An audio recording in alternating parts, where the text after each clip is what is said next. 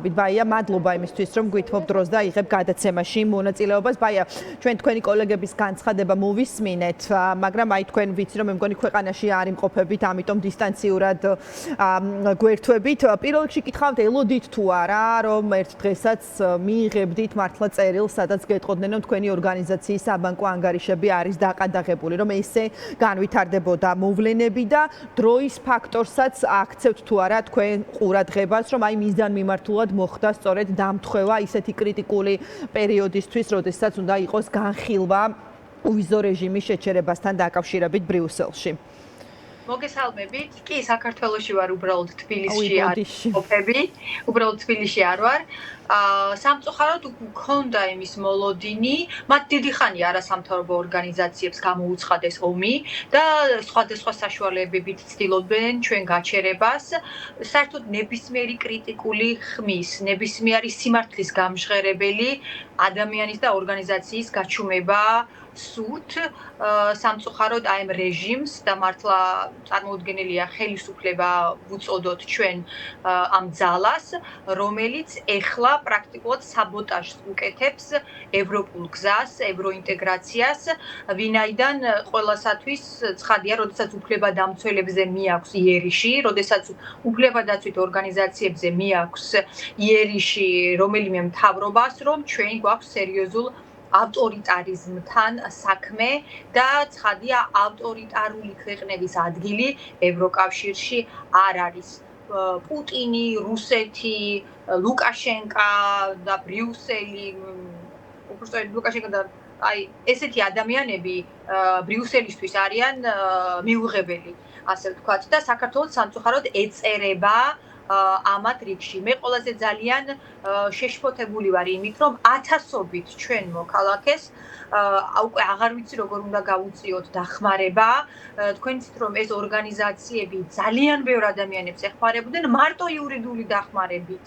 აი სხვა დახმარებას რო თავი დავანებოთ, უბრალოდ უფასო იურიდიული კონსულტაციის და დახმარების გაწევით ათასობით საქართველოში მცხოვრებ ადამიანს ვეხმარებოდით. როგორ უნდა გაკეთდეს ეს ყველაფერი მოხალისეობრივ საწყისებზე, უკვე არის ძალიან ძნელი, იმიტომ რომ აი მარტივ მაგალითს გეტყვით.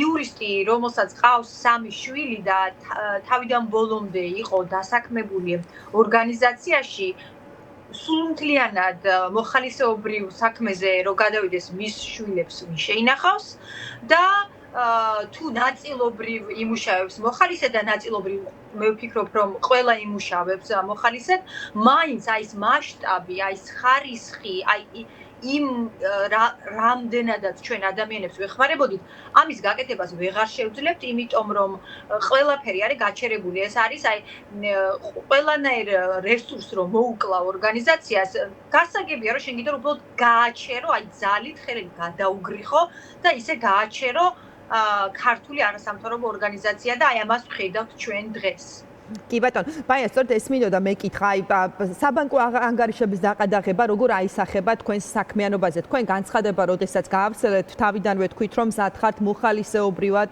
სწორედ მოემსახუროთ ყველა იმ ადამიანს, ვისაც სჭირდება თქვენი დახმარება, მაგრამ აი რა ტიპის სირთულეების წინაშე აღმოჩნდებით, აი საზოგადოებას რომ ჰქონდეს წარმოდგენა უფრო დეტალურად, თუნდაც აი ძალიან პრიმიტიულად რომ ავუხსნათ, რა პრობლემებს შეგიქმნით ეს? აი მაგალითად ჩვენ მოხალისეობრივად ვიმუშავებთ, მაგრამ მოხალისეობრივად სრული განაკვეთით ხომ ვეღარ ვიმუშავებთ, იმიტომ რომ ელემენტარულად ჩვენ ოჯახებს ვინ შეინახავს, აი საფარის თანამშრომლებზე მაქვს, მაგალითად საფარის იურისტებზე მაქვს საუბარი, ხო? მათ ხო რაღაცნაირად სარჩელს უნდა მოიპოვონ, შესაბამისად მოხალისეობრივი საქმიანობისთვის შედარებით ნაკლები დრო დარჩებათ. ანუ ეს აშკარად შეამცირებს ჩვენ სამუშაოს. გარდა ამისა, ჩვენ ვიხდით ბაჟს ამ ადამიანებისთვის, ვისაც თვითონ არ ჰქონდა არანაირი საშუალება, თარჯიმანი იყო, ნოტარიუსი იყო, უამრავი ხარჯი არის სამართალწარმოებაშიც და დაყადაღებული ანგარიშებით ცხადია ჩვენ ამას ვერ გავაკეთებთ და მაშინ გამოდის რომ ადამიანებმა მთელი ეს ხარჯები თვითონ უნდა გაიღონ და ჩვენი ბენეფიციარების ძალიან დიდი ნაწილი არის ეკონომიკურად ძალიან შეჭირვებულ მდგომარეობაში, მათ არ აქვთ ფული, რომ რაღაც ან ძალადობას დააღწიონ თავი, კერძო ადვოკატების საშუალება არ გააჩნიათ და ხშირად რა ვიცი, ხა ჩვენ მქონია შემთხვევები, რომ საკვებსაც ყიდულობთ ხოლმე ოჯახებს, მრავალშვილიან და ძალიან გაჭირვებულ ოჯახებს და სხვა ბევრი რამე გაგვიკეთება, მედიკამენტები გვიყიდია არაერთხელ, სამედიცინო ფსიქოლოგიური დახმარება და სხვა უამრავ რაღაცას ვაკეთებ და ჩემი ყველაზე დიდი გულის ტკივილი არის ის, რომ მე პირადად რა თქმა უნდა არ შევწყვეტ ბრძოლას, ამაში ეჭვი არავის არ შეეპაროს. მაგრამ რასაც საფარი აკეთებდა ძალიან ბევრ მომსახურებას, აი ქალებს, ბავშვებს, რასაც ვეხმარებოდით, იმ მასშტაბით მუშაობას ანგარიშების გარეშე ფიზიკურად ვერ ანუ არ გამოდის, აი საიდან უნდა დავფაროთ ეს ხარჯები, ხო? იურისტებმა გამოდის, რომ უნდა თან სხვა სამსახური ეძებონ ახლა, სადაც ხელფასი დანაზღაურება ექნებათ და თან მოხალისეობრივად ძალიან ბევრი მაინც უნდა იმუშაონ, ანუ თან უნდა შეუთანხმონ და ადრე ესე არ იყო, ეს იყო მათი სამსახური, ჯამაგირსაც იღებდნენ ამ მუშაობაში და ეხლა ყველას მოუწევს, რომ სარჩო ეძებოს ცალკე, მაგრამ თან მოხალისეობრივი საქმიანობაც გააგრძელოს, მაგრამ ცხადია, ბევრ რაღაცას ვერ გავაკეთებთ, მაგრამ ეს დააკლდება ხალხს, ეს დააკლდება ადამიანებს და ეს არის თავარი პრობლემა. კი ბატონო, ბაია, იცით რა მინდა გკითხოთ, აი როგორ ფიქრობ, მხოლოდ საბანკო ანგარიშების დაყადაღებით შემოიფარგლებიან თუ შესაძლოა რაღაც ტიპის სამართლებრივ პასუხისმგებლობამდეც მივიდეს ეს ამბავი, გულისხმობ უშუალოდ აი ორგანიზაციების ხელმძღვანელებს ამ შემთხვევაში, რადგან აი თვითონ რასაც გედავებათ პროკურატურა ეს არის, რომ რაღაცაით სამართალდამცავთა წინააღმდეგ ძალადობრივი მოქმედების ხელშეწყობა, ხომ, რომ თურმე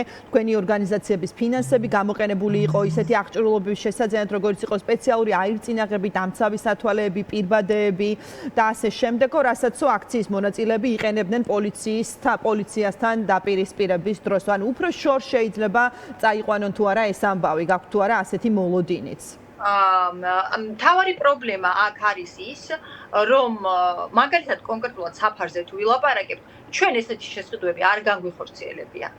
ანუ აი ეს არც კარგი, არც ცუდია, უბრალოდ სიმართლეს არ შეესაბამება. აბა რატომ დაგაყადაღეს მაშინ ამ არგუმენტით თუ ამ მიზეზით? დაგაყადაღეს, იმიტომ რომ 2 წელია ქართველი ხალხი რეალურად იბრძვის, ქუჩაში არის გამოსული, იმიტომ რომ აი ეს პირველი რუსული კანონები რომ მიიღეს, მაშინაც გახდა ჩვენთვის გასაგები, რომ უბრალოდ უნდათ დახურო არასამთავრობო ორგანიზაციებს. ეს არის ყველაზე დიდი პრობლემა და აი ამას აკეთებენ ახლაც და რეალურად მათთვის სულ ერთია, ეს არის მოგონილი საქმე. არაფერი ამ საქმეში არ არის ნამდვილი. აი ესეთი რამე არ არსებობს, რაღაცა გადატრიალების ეშინიათ მუდმივად, რაღაცებს იგონებენ. ეს ყოფილი არის პირდაპირ აი სისულელეა. პირდაპირ ეს არის სისულელე, რომ არასამთავრობო ორგანიზაციები რაიმე ტიპის უკანონო საქმიანობაში მონაწილეობენ. ეს არის წმინდა წყლის ტყუილი და არც ცდილობენ ახლა ჩვენ ჩავიბარეთ, დღესვე მივედით, მოვითხოვეთ, შევხედეთ რა გაჩინება იყო, რა იყო.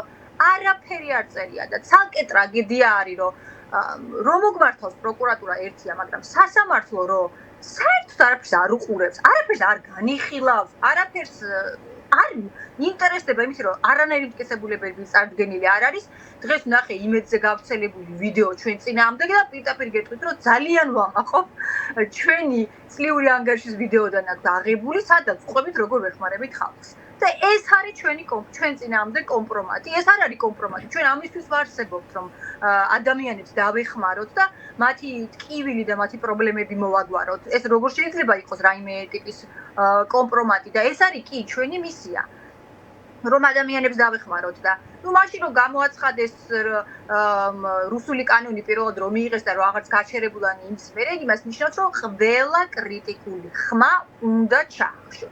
მათ შორის უფლებადამცველების, მათ შორის არასამთავრობო ორგანიზაციების და ხელმძღვანელების და ცხადია მე არ გამოვრიცხავ არც დაპატიმრებას, არც სისხლის სამართლებრივ დევნას. შეხედეთ, 65 სინდისის პატიმარი ყავს დღეს საქართველოში. უდანაშაულო ხალხი ზის დღეს, სრულიად უდანაშაულო ხალხი ზის დღეს ციხეში.